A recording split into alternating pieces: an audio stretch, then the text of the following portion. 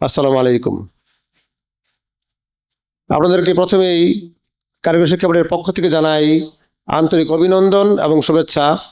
কারণ পঞ্চগড় এমনি শীতপ্রবণ এলাকা, অনেক দূর দূরান্ত থেকে এই শীতের মধ্যে আপনারা অনেক কষ্ট করে এসেছেন।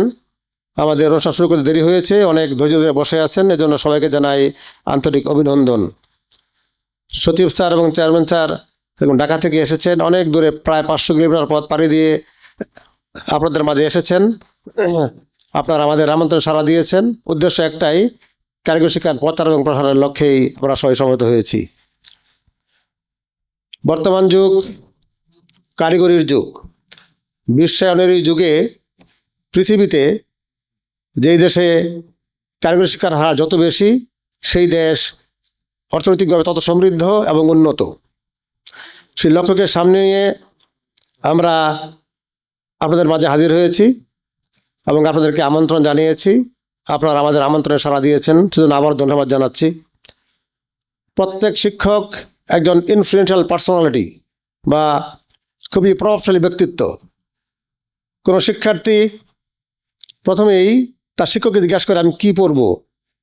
এজন্য কোনো শিক্ষক যদি এই বিষয়ে কোনো কথা বলেন, ইমাম সাহেব যদি কোনো কথা বলেন, এবং আমার যারা উপস্থিত আছেন সবাই এরকম, আমরা যারা প্রভাবশালী তাদেরকে আমরা আমন্ত্রণ জানিয়েছি।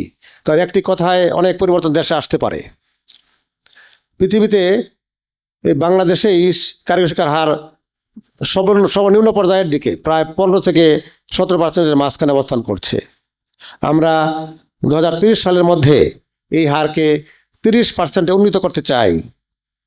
এই লক্ষ্যকে সামনে নিয়েই আজকে আপনাদেরকে আমরা আমন্ত্রণ জানিয়েছি। পৃথিবীর বিভিন্ন দেশে যারা ডেভেলপ কান্ট্রি, যারা উন্নত দেশ, তাদের কমপক্ষে 50% কারিগরি শিক্ষিত লোকের হার, এবং 50, 60, 70, এমনকি যুক্তরাষ্ট্রের মতো দেশেও প্রায় 85% এই কারিগরি শিক্ষার হার। আমাদের সবচেয়ে কম অবস্থায় আমরা আছি। আমরা এর থেকে উন্নীত করতেই হবে, আর কোনো বিকল্পই নাই।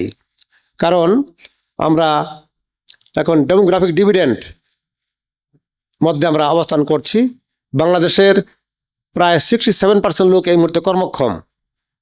সারা বিশ্বের কোনো দেশের এই সুফলটা নেই। আমরা এই পৃথিবীর একমাত্র দেশ যারা এই সুফলকে কাজে লাগাতে পারি। যদি আমরা আমাদের এই বিপুল জনগোষ্ঠীকে যদি কর্মের হাতিয়ারে রূপান্তরিত করতে পারি, এবং যদি তারা দেশে বিদেশে আমরা কর্মক্ষম করতে পারি, যদি বিদেশে পাঠাতে পারি, তাহলে আমাদের দেশের অর্থনীতি অনেক চাঙ্গা হয়ে যাবে, এবং আমরা মধ্যমের দেশে আমরা অতি দ্রুতই একদম হাইলি ডেভেলপড কান্ট্রি না হতে পারলেও আমরা উচ্চ মধ্যমের দেশে পরিণত হতে পারবো। এই জন্য আমাদের যে প্রতি বছর কর্মবাজারে প্রায় 22 লক্ষ লোক প্রবেশ করছে, এজন্য সবাইকে যদি আমরা প্রশিক্ষণ দিতে পারি, এবং যারা ঝরে পড়া আছে, যারা পড়তেছে না 5 পাস করে, এদেরকে যদি ট্রেনিং কারিগরি শিক্ষায় শিক্ষিত করতে পারি, তাহলে আমাদের যেই অবস্থা, অর্থনৈতিক প্রবৃদ্ধি এবং পার ক্যাপিটা ইনকাম অনেক বৃদ্ধি পাবে। সিঙ্গাপুরের মতো দেশ, যে দেশে কোনো প্রাকৃতিক সম্পদ বলতে নেই, কিচ্ছু নেই, একটা পানি পর্যন্ত মালয়েশিয়া থেকে আমদানি করতে হয়, একটা ফল উৎপন্ন হয় না। ওই দেশের মাথাপিছু আয় $60,000 বেশি। অপরপক্ষে আমাদের আয় $2,500 মতো। আমাদের সে প্রায় 20 গুণেরও বেশি আয়। কারণ কি? তারা কারিগরি শিক্ষিত। এই জন্য আমরাও চাই আমরা ওই পর্যায়ে যেতে। এজন্য আমাদের এখন অন্য যা কিছুই করি, সবচেয়ে বেশি গুরুত্বপূর্ণ হচ্ছে এই কারিগরি শিক্ষিত লোকের হার বৃদ্ধি করা এবং হাইলি স্কিল্ড লোক তৈরি করা, যাতে আমাদের দেশের প্রায় 1,20,00,000 লোক বিদেশে কর্মরত, তাদের যে রিমিটেন্স প্রেরণ করে তার পরিমাণ খুবই কম। যদি স্কিল্ড লোক প্রেরণ করতে পারতাম, তাহলে এই হার 3 গুণ হতো। আমাদের যে রিমিটেন্স 3 গুণ হওয়া সম্ভব। এজন্য আমরা এখন থেকে চেষ্টা করব। আপনাদের মাধ্যমে আমরা জানাতে চাই যে আমাদের শিক্ষিতর হার বাড়াতেই হবে।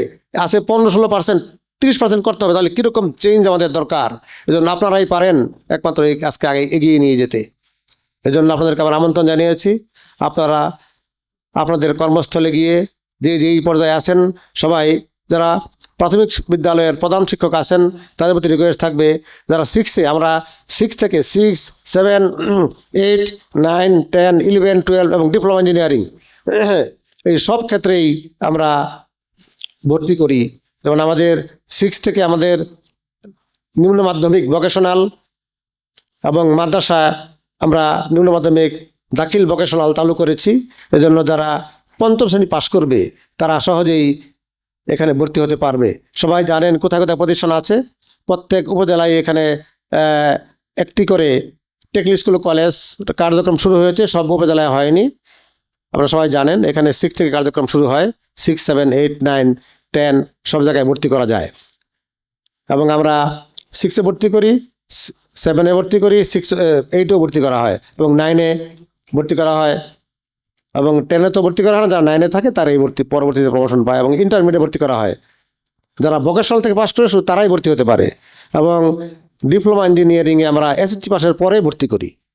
এজন্য আমরা সকল পর্যায়ে শিক্ষকদেরকে আমরা আমন্ত্রণ জানিয়েছি এবং যারা এইচএসসি বিজ্ঞান থেকে পাশ করে তারা সরাসরি তৃতীয় পরে ভর্তি হতে পারে। এজন্য আমাদের ওই অধ্যক্ষ গণদেরকে আমরা দাওয়াত দিয়েছি। আপনারা আপনাদের কর্মস্থলে গিয়ে একটু প্রচার করবেন। হ্যাঁ, কিছুদিন আগে কারিগরি শিক্ষা অধিদপ্তরে 800 এমএলএসএস পদে নিয়োগ দেওয়া হয়। এজন্য প্রায় 82,000 মাস্টার ডিগ্রি পাস লোক আবেদন করে। এর মধ্যে দেশের নামি দামি সকল বিশ্ববিদ্যালয়ের শিক্ষার্থী ছিল। এজন্য আমাদের দেখা উচিত যে সাধারণ শিক্ষার দিকে না গিয়ে যদি আমরা কারিগরি শিক্ষার হার বাড়াতে পারি তাহলেই আমরা দেশেও কাজ করতে পারবো, সারা বিশ্বে ছড়িয়ে পড়তে পারবো, দেশের সুনাম বৃদ্ধি করতে পারবো এবং অর্থনৈতিক প্রবৃদ্ধি আমরা অর্জন করতে পারবো এবং আমরা কিছুদিনের ভিতরেই একটা উচ্চ মধ্যমের দেশের বন্ধ করতে পারবো আমাদেরকে। এজন্য আপনাদের মধ্যে রিকোয়েস্ট থাকবে আপনারা আপনাদের কর্মস্থলে গিয়ে এই কথা একটু প্রচার করবেন যেন সকল লোক জানতে পারে। আমাদের দেশের অনেক লোক এখন এই বিষয়টা জানেই না যে কীভাবে কারিগরি শিক্ষা নিতে হয়। এজন্য আপনারা যেহেতু সব কিছুই জানেন, এজন্য আপনাদের প্রতি আমার আর্নেস্ট রিকোয়েস্ট থাকবে সবাই কর্মস্থলে গিয়ে কাজটুক করবেন এবং প্রতিষ্ঠানের সকল শিক্ষকদেরকে নিয়ে একটা মিটিং করবেন এবং যারা আপনাদের কথা শুনবে, শিক্ষার্থী থাকবে, সবাইকে একটু প্রচার করবেন যে তোমরা এই কারিগরি শিক্ষা নাও, তোমরা দেশে বিদেশে কাজ করতে পারবে। কারিগরি শিক্ষিত লোকের বেকারের হার খুবই কম। তারা 3টা কাজ করতে পারে। একটা হচ্ছে সেলফ এমপ্লয়মেন্ট, নিজের কাজ নিজে করতে পারে। দ্বিতীয়ত হচ্ছে চাকরি, তৃতীয়ত বিদেশে গমন। 3টা কাজের দুয়ার অবারিত। এই জন্য সময় আজকাল বেশি নেই, বেশি কথা বলা যাবে না, যেহেতু অনুষ্ঠান দেরি করে শুরু করতে হয়েছে। হ্যাঁ, এই জন্য সবার প্রতি আহ্বান জানিয়ে সবার সুস্বাস্থ্য দীর্ঘ কামনা করে সবাই কর্মস্থলে ফিরে গিয়ে কারিগরি শিক্ষার প্রসার এবং প্রচারে কাজ করবেন এসব ব্যক্ত করে আমার কথা শেষ করছি। আসসালামু আলাইকুম ওয়া রাহমাতুল্লাহ।